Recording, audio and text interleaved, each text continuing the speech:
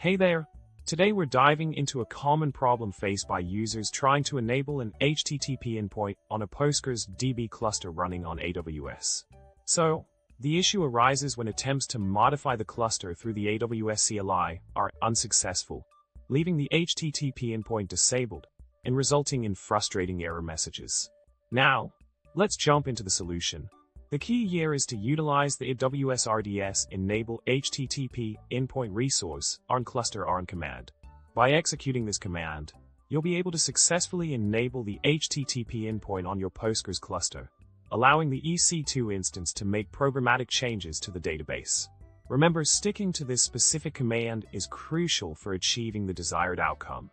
In summary, enabling an HTTP endpoint on your Postgres DB cluster running on AWS can be a smooth process by using the AWS RDS enable-http-endpoint resource cluster command. This will help you overcome the error messages and hurdles faced when trying to modify the cluster settings. So, give it a try and get that HTTP endpoint up and running flawlessly. Remember to subscribe, like, and comment below with your thoughts. See you next time.